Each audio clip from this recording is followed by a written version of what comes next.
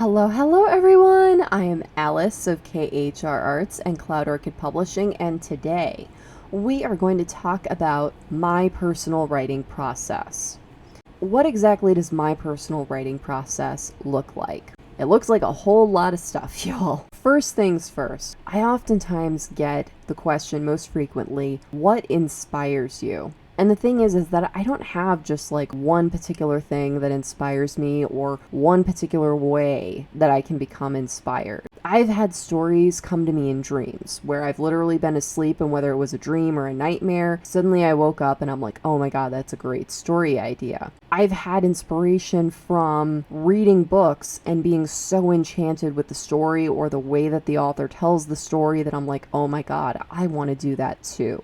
I've been inspired by listening to music, and in particular, there are certain songs and certain types of music that when I listen to it, there is a whole movie going on inside of my head. And a lot of times those turn into stories that I do my best to distill that movie from inside my head into a story on the page. And there's just so many other factors that go into inspiring me, whether it's going for a walk in a garden and being inspired by the things that I see and I hear and I smell, or whether it's I'm out and about with people that I care about and I'm having a really great time and I really want to capture that on the page, whatever. There's just so many different ways and so many different things you can do in order to be inspired. And I do my best to find inspiration in everything from the most extraordinary to the most mundane. And I know that probably sounds really like I'm an artist, and whatever, but it really is true, is that when I am in the writing zone, I really do look at everything from the lens of how does this speak to me? How does this inspire me? How can I use this for my story? And I feel like that's an important part of being a creative person in general, is distilling everything you experience through the lens of whatever your creative work is, whether it's writing, whether it's painting, whether it's music, whether it's dance, whatever. I feel like that is the true essence of being any sort of creative person,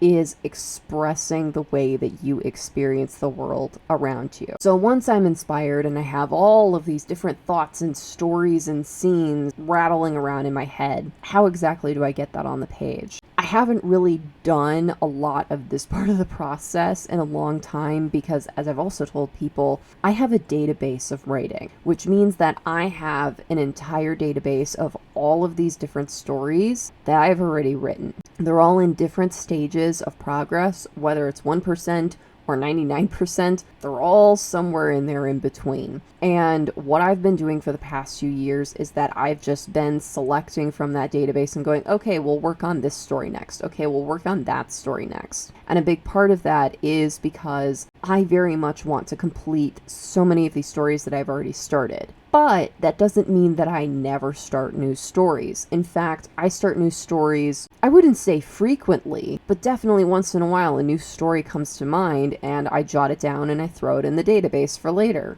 So what exactly happens when that particular part of the process happens is a lot of times it's sitting down and just doing free writing. So what that means is that you sit down with either pencil and paper, or in my case, I sit down in front of my keyboard because I have arthritis in my hands and it's really hard for me to write by hand now, unfortunately. So I resort to computer and keyboard and I just write. I don't think about what I'm writing.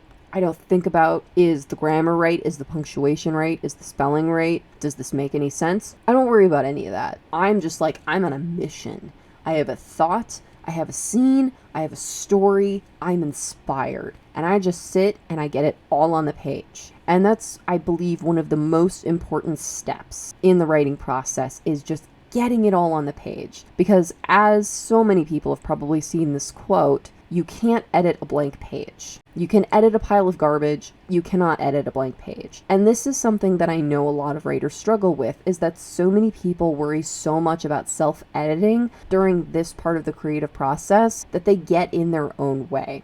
And it is so freeing once you compartmentalize that and you worry about, you know what, editing is step 4, okay? Editing is step 6. Whatever step it is for you, worry about it at that step. Right now we're at creative step. There's no editing here. There's no worrying about making sense. We're just writing things. Does it make sense? I don't know. Is it spelled right? I don't know. Who cares? We're not at that step yet. And that is the most freeing thing, is to just sit down and just write a thing.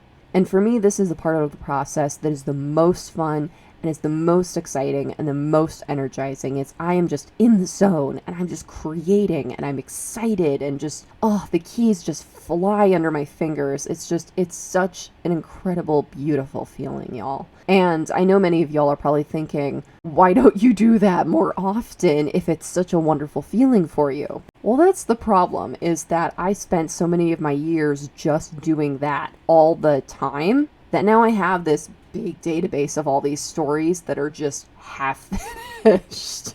So I had many years of doing all that wonderfulness, and now I'm sitting here on a pile of half-finished stories that I really need to finish and do something about. So, it was kind of, this is future me's problem, and suddenly now I'm future me, so that's how we got here. And then speaking of which, I'm at that stage of the process with many of these stories that I've written, is that I already got through the fun part of just writing a whole bunch of stuff down on the page, and now I have to do something with it. And a big part of that for me in how I organize all of this random crazy free writing is utilizing outlining and chapter planning. So what I do is that I analyze what exactly I vomited onto the page, and I start to organize it so that it starts to make sense. And a big thing that has really helped me with staying on track with finishing my books is organizing the chapters systematically. And what this means is that most books are between 80,000 and 100,000 words. Of course, there are novellas that are much shorter than that, as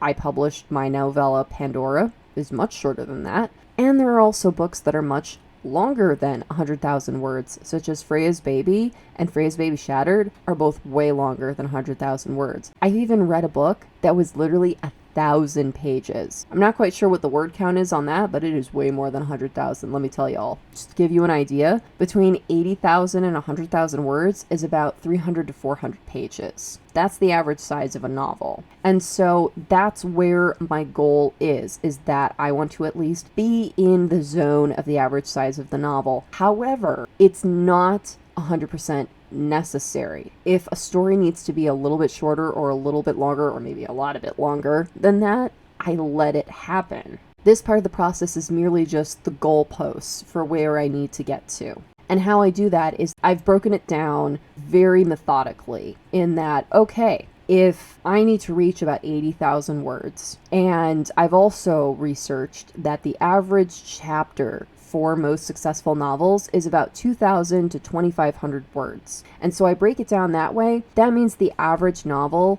is about 32 chapters long. So when I'm first starting out and planning everything out and outlining everything, so trying to shove all of my nonsense into some sort of sensical story format, I actually sit down and I put on the page chapter 1, chapter 2, chapter 3, blah, blah, blah, all the way down to chapter 32. Maybe there will be only 30 chapters. Maybe there will be 35 chapters. Whatever, it doesn't matter. But these are the goalposts that it's like, all right, this is where we're going to put them for now, just so that we have somewhere to shoot for.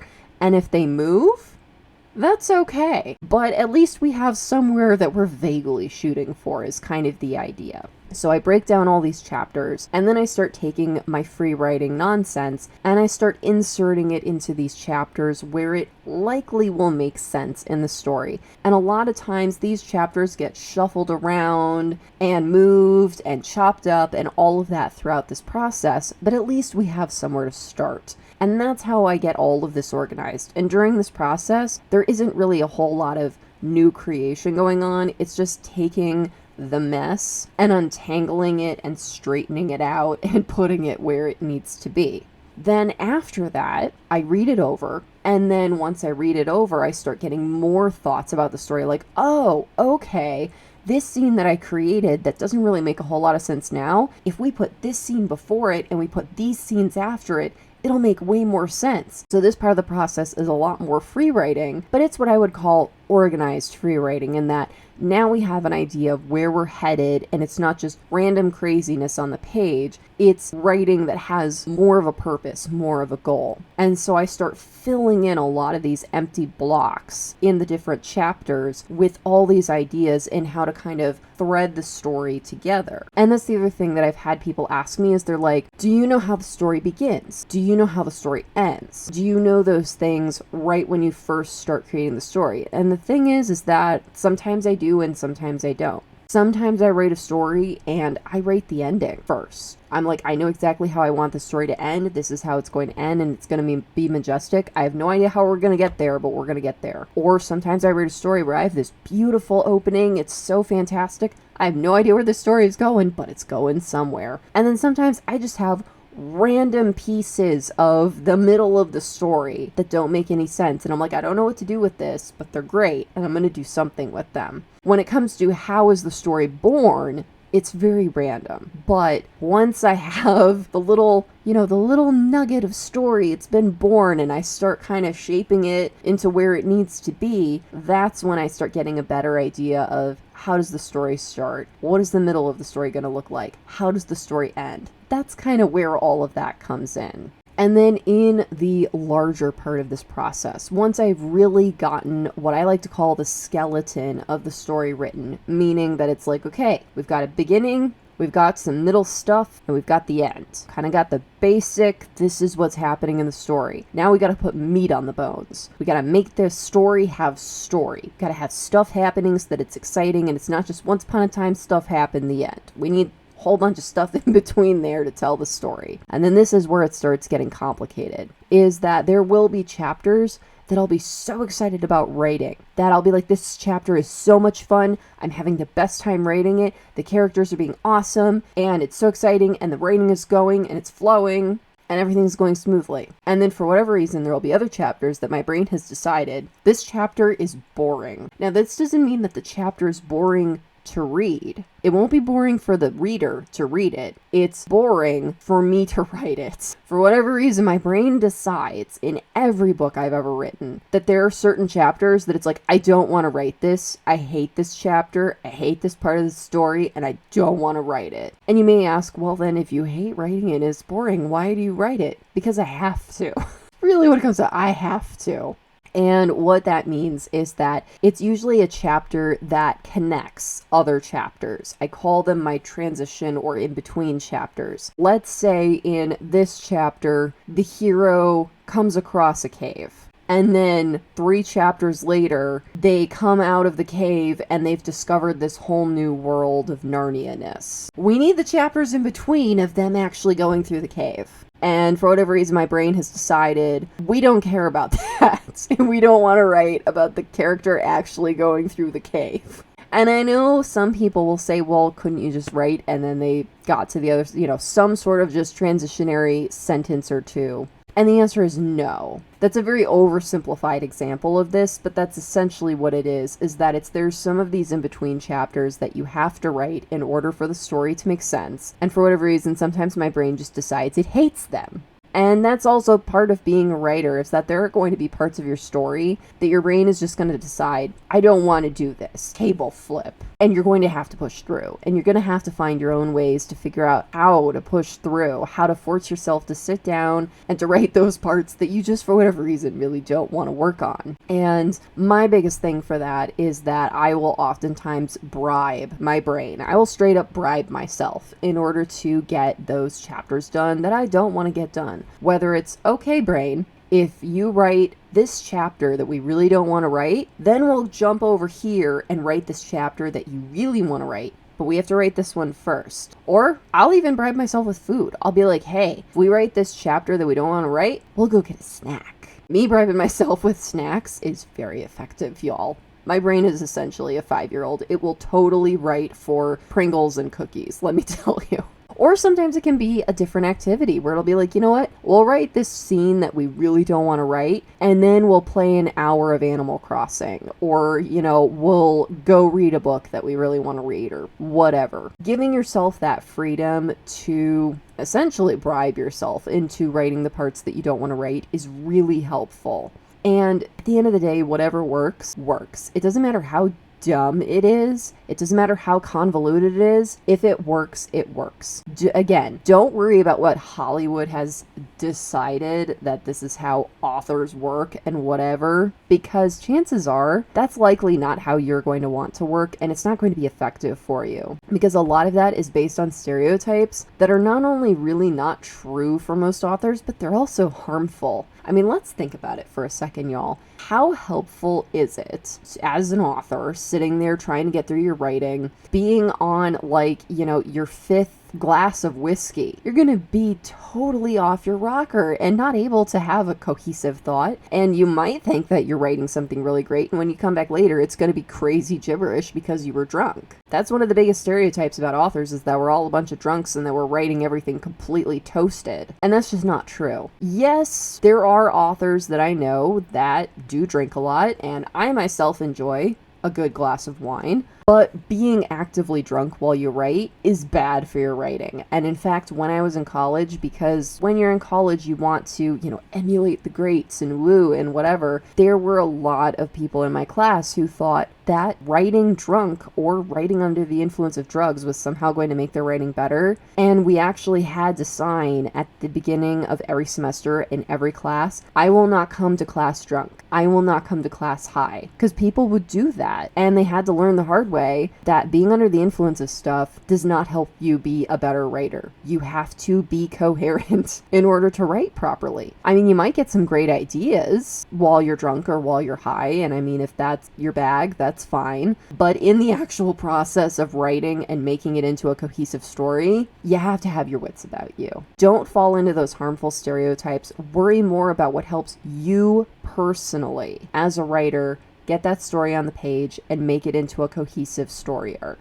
And then once I essentially fill in all of the different chapter blocks and I've moved them around and I've basically declared the story done. I've typed the words "the end" at the bottom of the story, which I never do until the actual entire story is written. Once the entire story is written, that's when I give myself the joy of typing the words "the end." Once I do that, then I give my story a once-over. I read the entire thing from Once Upon a Time all the way down to the end. And in doing that, I can also catch, are there any plot holes? Is there some craziness? Did I miss something?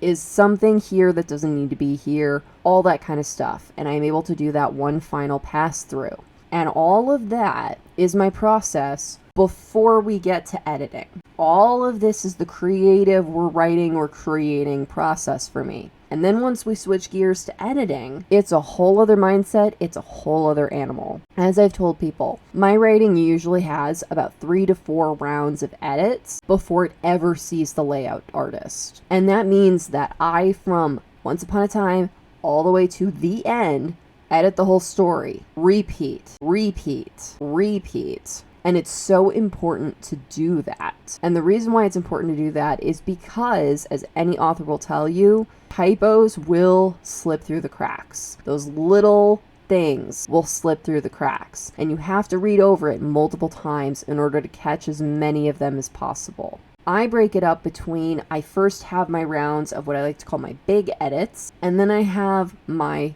fine edits. The big edits are, I'm looking for things like, does character development make sense? Does this plot arc make sense? Are there plot holes? Are there any big concepts in the story that need fixing? So this is the idea editing portion. Does the story make sense? Does everything go in chronological order? Do I have things in the wrong place happening at the wrong time? Whatever. Once we get past that phase, then we go into fine edits, and that's where we're trawling trawling through for typos, bad punctuation, all of those nitty-gritty, picky edits. And one of the strategies that I use for both of these types of edits is I read it out loud. You would be shocked at the amount of stuff that you catch that you didn't realize was there until you actually sit down and read your story out loud. Now, at first you're going to feel a little bit silly doing it. You need to push past that because it is such an important part of the process. Is when you're reading your writing on the page, whether it's on a computer screen or on a physical piece of paper that you've printed out or maybe written by hand or whatever, your brain automatically kind of fixes things for you if you're just reading it. But if you read it out loud, so you're looking at the page and you're reading what's actually on it, you're more likely to catch stuff. Your brain is less likely to do that self-editing for you. And that's one of the things that I personally struggle with as a writer, is that I don't always get everything from my head onto the page. And reading it out loud helps me to realize, hey, you know what? This whole thing going on in your head, you didn't put that here in this scene. Nobody knows that that's actually happening. You need to put that in there. And having an editor or having beta readers or both can also help you with that, to be able to recognize, hey, this part doesn't make sense, or hey, it seems like something's supposed to be happening here, but you kind of jump to this next scene and I don't know what happens. So having a fresh pair of eyes during this process can also be really super helpful, but not everybody can afford to hire an editor, and not everybody necessarily has supportive people who are willing to work as beta readers for them. So that's why it's important to be able to have all these different styles of being able to proofread your own writing with the amount of expertise that's required. Last but not least, when I finally decide, F's, put your knives down, you'll be done. When I finally decide, you know what, I'm done. And that is something that you have to learn to do too, because you can edit your story into oblivion. There is a point where you just have to put your hands up and say, you know what, it's good enough. Good enough. Because as any writer will tell you, you can edit a story forever. Stories are technically never done. They're living works and they can always be improved upon. But at a certain point, you have to say it's done and you have to hand it off to your layout artist and just hope for the best. That's just kind of a part of it. And what I do before I hand it off to the layout artist is I give it what I like to call a last look, which is where I read from Once Upon a Time all the way down to the end. I read it over just one more time.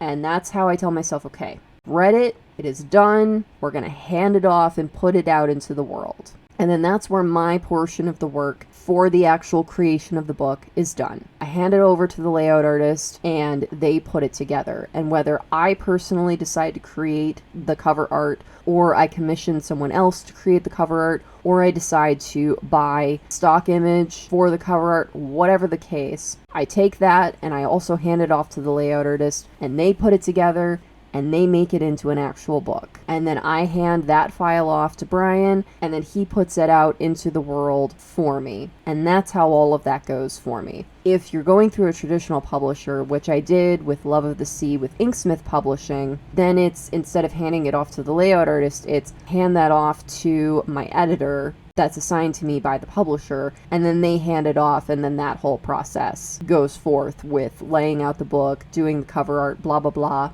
It's in their hands. There's no more for me to do. And while, yes, there's still a ton of work for me to do in terms of marketing and promoting the book, and that's a whole separate part of the process, which I have a lot of videos about that on this channel, but in terms of my actual process for creating the book, that is, in a nutshell, my entire process. That is how I take all these fanciful ideas out of my head and I put them into the world for y'all to read as a book. So I hope y'all liked this video. If you did, please be sure to give it a like, and if you're new, subscribe.